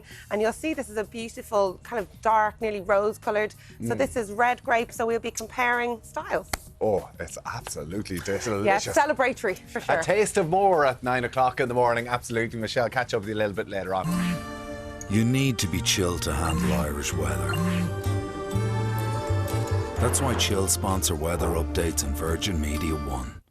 Carmela, you're live here in Dún Laoghaire in Dublin. We're on our 25th birthday anniversary roadshow. Before we get into weather very quickly, Gemma Coveney from the Happy Out Cafe. Gemma, we were with you before. We've come full circle now with you. We sure are. Happy birthday. Happy 25 thank you so years. much. So yeah, we're Together Academy and Wanderers Cafe, and you came in to see us, and it was a huge success. The exposure was phenomenal. We had so many people coming in to see the cafe and see our young adults with Down syndrome being trained and serving the customers. And now you've come, which we asked you, to come out to our flagship and Happy Out in Dún Laoghaire to see our graduates. And Ciara, what do you do in work? I'm in Happy Out. I do everything. I give out drinks, giving out food, clear the table, and do the milk to make a pattern in the cup. And do you love your job? Love it. Yeah, good girl. Give her a big boola, boss. Thank you so much. It's great to see all the team here in Happy Out in Dún Laoghaire. Now, a quick look at weather. It's a dry and settled start out this morning. Some patchy mist and some dense fog as well. So once again, exercise caution on the roads. Now, right across the day, it looks like wall-to-wall sunshine. A real Indian summer feel out there this Thursday with top temps of 20 to 24 degrees. So keep the sunscreen handy. And into tonight, once again, patchy mist, some dense fog with clearer skies and overnight lows back to 11 to 15 degrees. So that's how it's shaping up from now. For me and all the crew, the Happy Out Cafe in Dún Laoghaire. We'll be back again live 9:35. We'll see you then. You need to be chilled to handle Irish weather. That's why Chill sponsor weather updates on Virgin Media One. And we'll all be here tomorrow. Martin, Elaine, the three of us. Deric's going to be out and about, and it's going to be a brilliant show. So make sure, tell all your friends to tune in to us and keep those memories coming in to 0896 111 111. And you could be flying off to Las Vegas. You really could. We were talking earlier on to Liz O'Kane. I got a few messages off friends who were trying to buy houses. It's not just me, thank God. She was saying that last year on the series, they featured 12 people. 8 of them ended up buying the home that they sorted them out, which is amazing. So if you want to be involved in the programme, Help Me Buy a Home, it is home@animotv.com. So 8 of the 12 ended up buying the house that they got. You're going to enter, are you? I'm not joking. You might actually see me on that programme at this stage. And one thing you could do if you had your own home is smoke in it, I'm sure, if you wanted to, because we were chatting about this EU. Interesting, yeah. Well, it's not a ban. It's like a memorandum. Right. They've said a recommendation to ban outdoor smoking and vaping in certain areas. Indoor and outdoor, which is very interesting. They tried to do in New York. They put they used to put squares down. Well, and you were allowed to smoke in the square. Really? But like even vaping as well. Anyway, Anne just said, I'm all for a complete ban on smoking and vaping in any public areas, including on the streets. If a person wants to smoke, they should do it on their own, completely, i.e. in complete isolation. Bridie says, ban smoking outdoors where food is being served and subjecting the service staff to smoke. I suffer from asthma and smoke sets my asthma off and I start getting attacks. I suppose when there's food, some people feel because it's outside, they can actually take out the vape or take out a cigarette. But I always feel if food is being served, you should still get up from a table and walk away. Well, Pat just said he's going to be outdoors where he has his freedom. I'll be damned if I'm going to give up my right. And he's already gone outside into the rain. Yeah. Anyway, thank you so much. There's loads of messages on that today. We really do appreciate it. But up next, we're going to be speaking to a family who Ireland AM has been raising funds for Laura Lynn for quite a long time. Yeah, we're going to be speaking to Laura Lynn, service user, and a family after this break.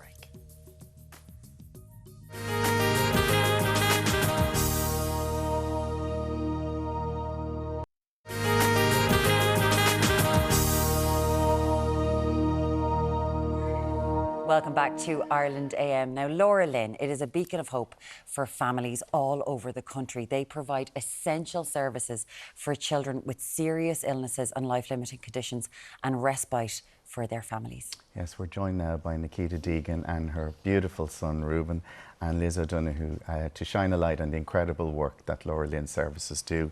Good morning to all of you, and thank you so much for joining us. And Nikita and Reuben, look, beautiful Reuben there. Can you start by telling us about Reuben and his condition? So Reuben is 6 years old. He has a diagnosis of cerebral palsy, epilepsy, global development delay, and he goes to Laura Lynn, and through Reuben's diagnosis and everything, in the summer of 2022, Reuben developed a severe swallow and he was silently aspirating, which led to us going to Temple Street. Through tests and scans, it revealed that everything that Reuben could orally eat and drink till he was 4 years old. So after he was 4 years old and he found this out, Reuben could no longer eat and drink. Everything was going down onto his lungs, which was really bad, which led us to ICU hospital admission. Reuben, when I met you just a little while ago and you came in, and Reuben sleeps, he sleeps a lot. He's a great sleeper. Yeah. And he'd just woken up and he was having a fit. He was having an epileptic fit out in the hallway. At 11 months old, everything seemed fine for you. Oh, yeah. 6, 7 months, you're like, okay, my gorgeous baby. And he wasn't meeting milestones. No. Is that what happened? No. Reuben, he wasn't starting to crawl, he wasn't walking, he would just lie like a newborn. Yeah. Which we knew something was wrong, back and forward to hospitals and everything to try get a diagnosis. And that led to this diagnosis in... When he was 11 months? 11 months old, yeah. So you kind of were like, there's something not right here. Oh, seriously wrong, seriously wrong. When you got the diagnosis of cerebral palsy, of like there's multiple conditions. Yeah. What was it like?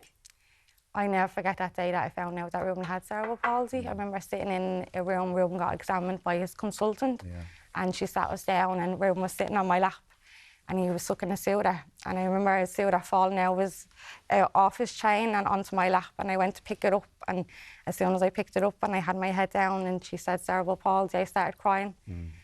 Because, you know, you just have this picture in your head that you'll have a healthy baby and everything will be fine, and he'll walk, he'll crawl, he'll meet milestones.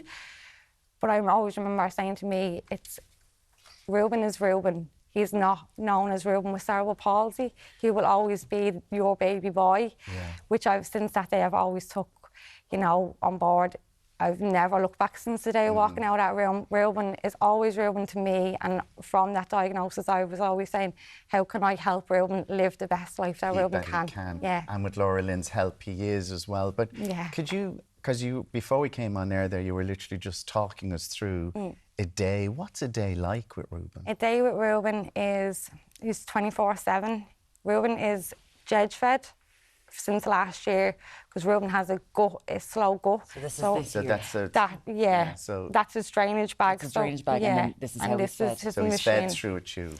Through his tube down by the small intestines. It bypasses the stomach. Reuben, because of his gut motility and how slow it is, Reuben has a tube going through his stomach all the way down, but this bag is draining his stomach, gastric stomach fluids, because if they build up in Reuben's stomach, Reuben will vomit, and it will cause it to go into his lungs, and he will get a chest infection, and it can be like really severe, fatal. So this is 24/7 for you? Oh yeah, he's on the feeding machine from 7 a.m. till midnight. He's on his milk, and then overnight he goes on Diurolite and water. He has Diurolites. People all around the country. Reuben's on the Diurolite. Fair play to him. Every evening. But he has multiple epileptic fits? Yeah. A day? He can have like up to 10, 20 a day. They will he will go off to a different distance stare, or he might shake for a couple of seconds. He will recover quickly and like nothing ever happened, but he does require a lot of medication. How frightening is that for you though, when you see your son like that taking these fits? Oh, it's scary. It's scary. Like we've had times where rescue meds had to be brought in, and you would have to like put them on his side, do all the precautions, the epilepsy, administrate the medicines. We have to carry with them all the time. We have one with us today. That if it goes longer than 5 minutes, he will have to administrate that medicine and take Reuben straight to hospital, because it could be fatal. And you've become an expert, obviously. This is your baby boy. You love him. And Liz, you're Director of Nursing at Laura Lynn. Assistant Director of Nursing. Assistant Director of Nursing, I'm so sorry. And Reuben is a fabulous boy. He is a fabulous boy. But you have so many fabulous children. We do. Who have very serious illnesses. We do. We do. And I actually can't, I suppose, say anything as well as Nikita, but Reuben is a boy, and that's what's really important to us. And it's enjoying the life that Reuben has, and with his mum, and providing the support that we can to live that best life is really the joy of the work that we do in Laura Lynn. And I've been there numerous times over the years, and we've raised, like the viewers have raised over $500,000. And when you're there, it's a place of joy. It is a place of joy, because I've been there so many times, and the joy that's there. But thanks to our viewers, we've raised over $500,000 from our fundraising events. What has that money meant to you and meant to people like boys and girls like Reuben? If you'll give me a moment to talk about the money, and then we'll talk about Reuben, if that's all right. To date, Ireland AM's viewers have raised €520,000 for Laura Lynn Children's Hospice and Service. That is a phenomenal amount of money that we're extremely grateful for. And what that equals is 15,500 palliative care hours directly to a child. It's a huge amount. And we are a charity with some funding for the government, but about 80% of our funding comes from the public and fundraising, and we couldn't do it without that. And if I could just give you some figures, if that's all right, that gives you, I suppose, the breadth of the service.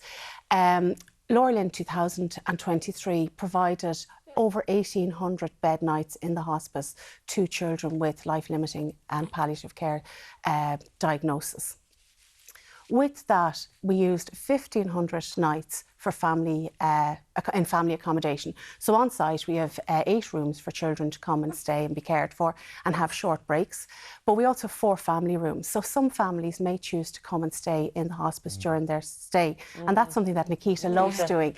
And the real joy of that, and what we hear from families, is it's an opportunity to be a family. So they're not doing that 24-hour feed. They're not, you know, thinking about medicines 24 hours a day. For that period of... you're on hand to do that while they would be just having family time. Absolutely. And during that period of time, they can recharge and be mum, dad, or whatever as a family, which is really, really, really important. I will never forget talking to a mother one day, and she said to me, the few hours that her daughter was in with Lynn, she went and got her hair done. Yeah. And she says, for me to go and get my hair done and just be known that she was being looked after and go for a cup of tea was just, for me, was the best thing. And that's the type of service that you supply. That's a part of the service we supply, absolutely. When children come to stay in the hospice, they come for short breaks. And when Ruben comes, he loves Mickey Mouse, Dora the Explorer, and Jerry his giraffe. And we know that, and we care about that, so that we can be an extension of his home in the hospice and he can enjoy that time. Some children come for symptom management because, unfortunately, these children are extremely complex. And our greatest privilege in both the hospice and community is providing care to families at end of life and bereavement care. So there's a lot, I suppose, in our service, but what's most important to us is seeing the child and seeing the family and supporting them living their best lives. On top of that, I suppose that's the hospice work, we have community teams. And in 2023, over 2,000 visits were done in children's homes across the country, which is phenomenal. And here on Ireland AM in 2014, we launched our Dublin community team. With its success in 22, we added a team in Mallow, and this year we added a team in Banaslow, County Galway. So we now have community nursing and family support teams to provide care for children in 14 counties.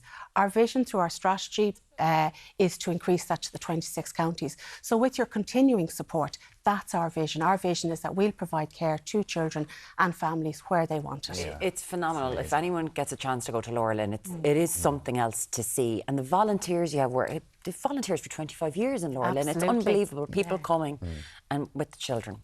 What does it mean to you to go in there? Lynn means us. You walk into Lynn, it's like a breath of fresh air. And I always say that the nurses and staff that look after Ruben and all the children that attend Lynn are earth angels. They literally, they treat the children so well. They're so looked after. You don't have to worry. I stayed the majority of the time in family accommodation only for the fact that it's only me and Ruben, and I'd miss him. If I didn't see his smile every morning, I'd miss him. But you're so well looked after. You know, it's really, really such a special place. You said to me outside, you were like, oh, I don't know if I should be here because I'm really lucky with Ruben. Everything's great. We don't know our troubles. Yeah. It's not easy what you do every single day. How are you, Nikita? I'm good. Ruben gets me through. Once Ruben is happy and healthy, that's the main thing. I know we've had a really tough time this time last year, we've done 11 weeks in hospital. And that's when things got really bad for Ruben. We had the awful chats about, you know, palliative care for Ruben and everything. And we don't know what Ruben's future holds, but we'll do everything, you know, that makes his advanced care plan has come into place. And it's a lovely story, Ruben, at the start. But unfortunately, when you get to the end and you're talking about, you know, end of life and what that would mean for Ruben and what way I'd like him to go, I haven't completed that because as a mum, I can't think about it. I refuse to think about that, you know, I mean, because he's happy, he's healthy. We're out of hospital nearly a year. and we haven't been back. So Ruben is doing amazing, and we're going to continue going forward and not going to hospital. Yeah. Good woman. Good woman. That's Good the woman. spirit. Yeah. That is the Yeah. spirit. Yeah. And as you say, we just want to take this opportunity as well to thank all the Ireland DM viewers who have raised that over so half a much. million over the years. We just have a little gift for you, Nikita. It's an overnight bed and breakfast and dinner for you to have a little break at the club hotel at Goff's, and also to taking you to Kildare Village to check out the whole range of fashion there. And for Ruben, we have a little all access area to the science experience in Junior Explorium and the sensory room. That's there. He will love that hub, because I know he likes the sensory room in Laura Lynn. So that's just a little break from us for you. We hope you'll just take a break. Yeah, just take a little break. Just for a night. Because Laura Lynn are going to mind.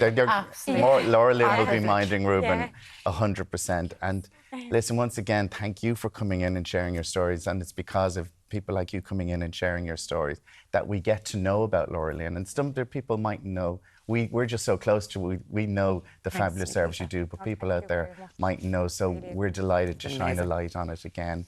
And thank you so much. Nikita was like, I might cry. I don't know if I'll be able to go in there. I don't know if I should do this at all. And I'm the one bawling, and she's been amazing. Listen, and Liz, you all. thank you so much for talking to us this morning. And to Ruben. And to Ruben. And to thank Ruben. you, darling.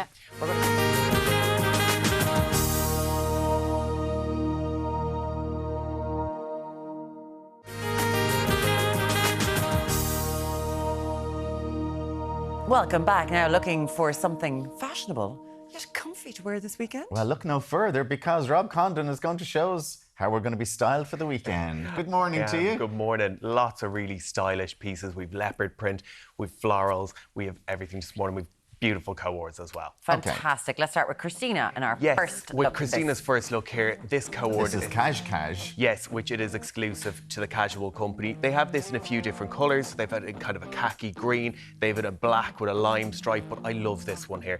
It's all about comfort with this. It's a great two-piece. It's the cohort. You can see that beautiful powder blue pipe into the side of it. Really sports looks vibe to it. Elasticated waistline. We've tucked it in at the waist as well. It's a neckline in the top, so it's going to be great for body shape as well.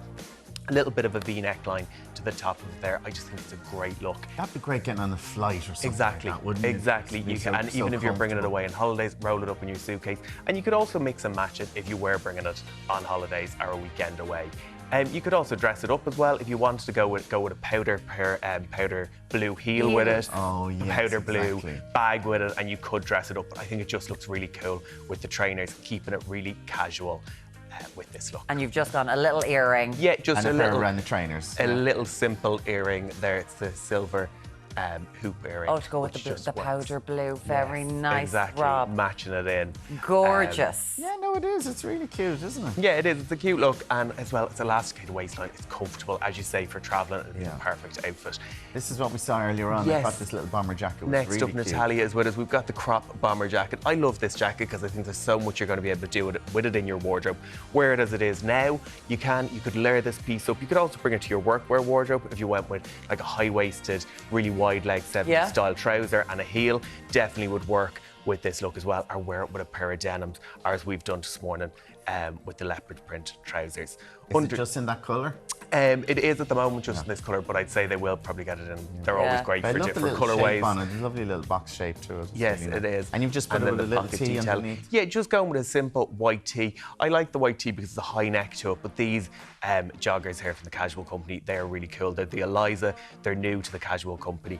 Really great pipe and detail into the side of them, bringing in that really sports looks vibe to it. They're elasticated waistline. We've tucked in the top there. What I love about it is the fit to the bottom of them there. Yes. It's like there's a little bit of weight to them, so they're kind of moving really nicely, and as well, they're a great length. They're the length. Yes. Do you know, you'd be fighting with the length some days. That's great. Exactly. They are a great length. Then and another then just little pair little pair of trainers with these. But you could dress this up instantly by throwing a heel with it, and the look will be ready for a night out. Love the length of those. Gorgeous, Natalia. Thank you so much. Thank you.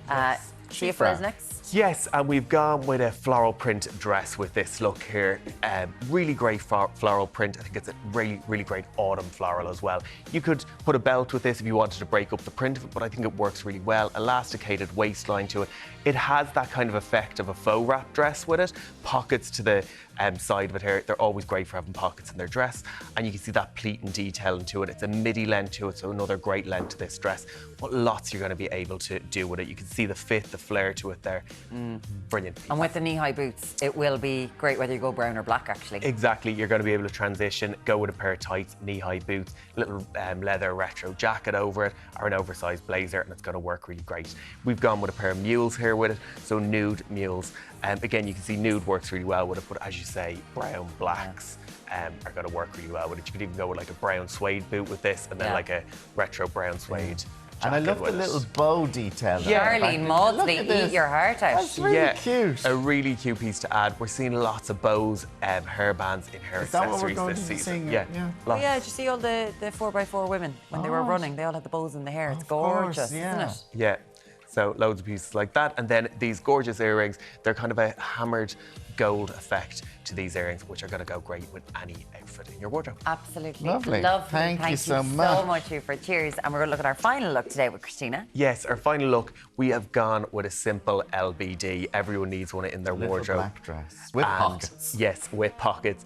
I love this because it's nice got shape sleeves. to it, It is. It's a really nice shape to it. Again, it's high-waisted there.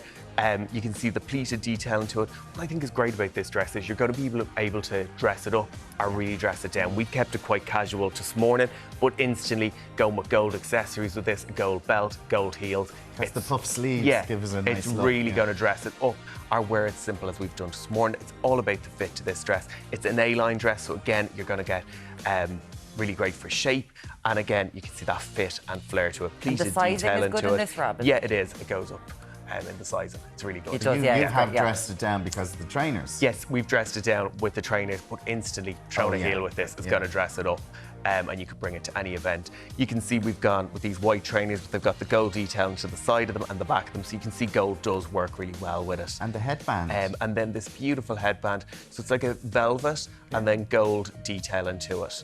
So you did the earrings to match the... Yes, matching it back in with those drop gold earrings. Just showing that gold works really well with it. So if you did want to dress it up, just change around the shoes. Putting a gold belt and a pair of shoes on that. And as we come into a little bit more into autumn, winter, a little bit of faux fur would look great with it as well. Oh, look, and they're all available. I am.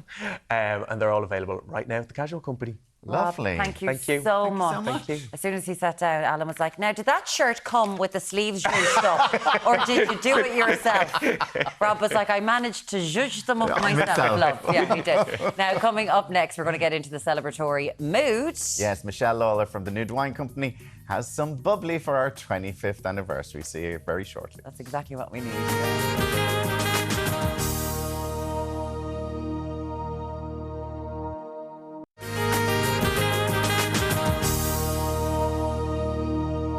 You're very welcome back. Now we are in celebratory mood this week, and what better way to raise a toast than with a glass of champers. I mean, she got the memo. Joining us with some tasty tipples, as always, is the fabulous Michelle Lawler. Thank you so much. I think I've been called fabulous before. Oh, you are fabulous. I'll take it. Let's talk to us. We're celebrating a birthday. Yeah. So come on, you've brought in some So what we have is I was trying to put like a cool slant on, champagne, because it's an interesting one. It's really premium. And people oftentimes, they want to have the premium taste. I know, I love that one. Oh, hello. This is Cava. So what I've put together is a champagne. Cava? Yeah. Then we have a Cremant and then we have a champagne. Okay. But it's just to explain that Cava is made in the same way as champagne. Right. The big difference is that, were you not allowed to touch that? No, I bought it's not in the Champagne region. Recently from you. So it's not from the Champagne region. So Cava has to be from Spain, from a couple of places, namely around Barcelona. But what's really interesting, and hopefully the guys will be able to pick it up, is that you can see these are all technically white champagnes, but your end one is pink. So this is €22. $22.80, yeah, it's delicious, isn't it? Which is, for champagne, because you could be paying any amount of price for champagne. But it's Cava. For sparkling wine, so that's a little bit cheaper. It's a little bit cheaper. It's a great alternative. But what's the big key difference with this? And you'll see as we taste up, this is 100% white grapes. Okay. Okay? Right. So it's really fruity, it's kind of peachy and elegant and gorgeous, basically. Do you like bubbles? Would you drink it all day long? I drink these all day long, yeah. That is delicious. It's delicious. You recommended this privately, I believe, once, and yes, I have had it. That is absolutely fantastic. It's delicious, and I think the big thing as we go up here, they're all bone dry, is that this is primarily white grapes. And the thing about champagne, is champagne is always a blend, or more or less, of Chardonnay, which is white, and Pinot Noir, which is red. Yeah. Is it? Yeah. Oh. There you go. Why is it very white in colour then? Because generally? they take away the skins. So you know, if you go to the shop and you buy white grapes and red grapes, you cut them both open. They're both white on the inside. Translucent on the inside. Yeah. Oh, so the good. way you get colour is to let the grape skins take time with the juice. Okay, let's move on to the next one. So the Cremant. next one. So this is halfy. This is half white grapes, half red grapes.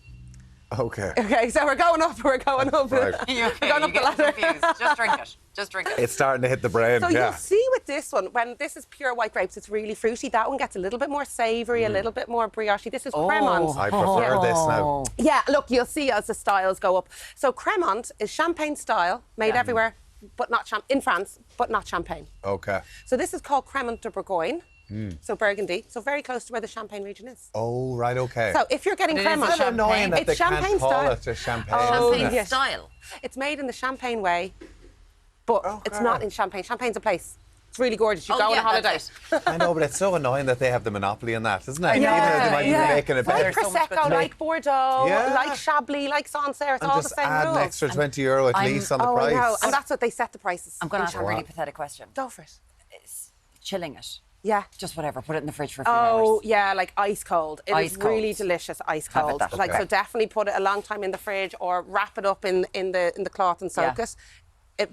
I just think it's delicious ice cold. This is straight out of the fridge. Normally I'd leave the wines on the table while I'm setting up, but I had them straight out of the fridge. They just taste better. Okay, very good.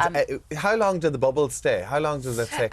Did you grow up with this thing where if you put a spoon or a spoon in fork, it, yes. it's nonsense. Did you hear the story about the Gallagher brothers? Oh, the spoon in the tea. spoon in the Yeah. spoon in the milk. Yeah, the milk. Stop Yeah. Liam, Stop it going off. So it does absolutely nothing. Right. I grew up going, why is there a spoon in the cava in the fridge for like 3 days? Why didn't they finish the glass? It doesn't do anything. No, it doesn't do anything. Lads, I've been doing that for years. So listen, I would say once it's open, I mean, you can get one of those stoppers to keep it in, but the bubbles do go out. So if you're not going to drink a full bottle, buy a half bottle and finish it. Okay. I would say. Michelle, you have been, and cheers to you, because you have been on Ireland AM way longer than I have. 4 years, we When were was the just first saying time the you other were day, around? wasn't So it? the first time I was on the telly was January 2021. Yeah. And I was just having a look as we were talking.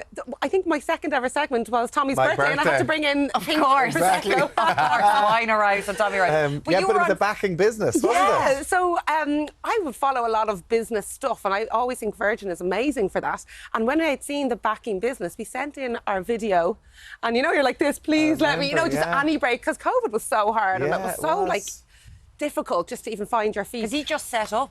Yeah, we started the business in October 2019, and I remember in January 2020 thinking, what have I done with my house deposit? I need to get a job. And then COVID arrived. And look, it was a ready-made audience, and we're e-com, we were primed.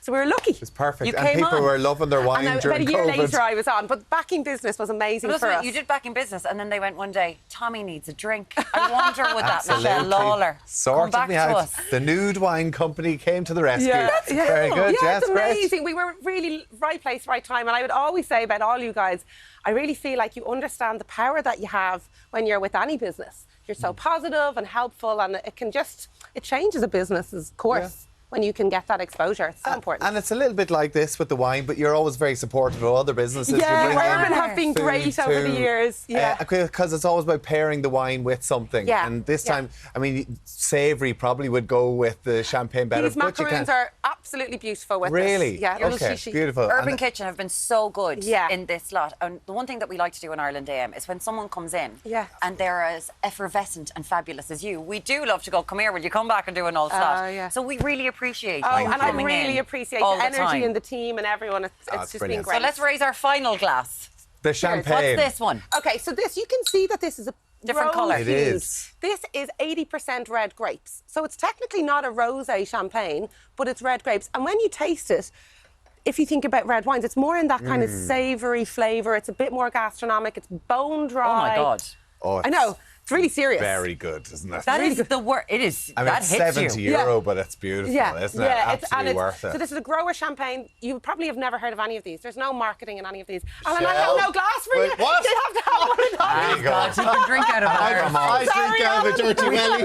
We've shared words. Cheers to your 25 Cheers years to 25 tomorrow. years. Yes. Cheers. Michelle, There you thank go. you. Thank you. Thank Thank you. The Absolutely Nude Wine beautiful. I Company, love that. everybody. You just know your stuff, and you're great, and it's so lovely. Different price points. We love having Which you is in. a good one. Thank you very much. And to the Urban Kitchen. I'm the winner. I'm actually. I love Now, the cap. I'm so coming up on tomorrow's Ireland Day, we are, of course, it's our big celebratory 25 years on the air with a big birthday special. Yeah, a show of this size will need all hands on deck. So we will be joining Martin and Elaine tomorrow morning on their sofa, because Fridays is theirs. On the Friday, yes, there's going to be lots of familiar faces, cookouts. A 5-day week, and lads. of course, the prize, that fabulous trip to Vegas will be won by you, one of our viewers, tomorrow. Absolutely. So we will see you bright and early, 7 o'clock tomorrow morning for our 25th birthday. Cheers. Thanks, guys.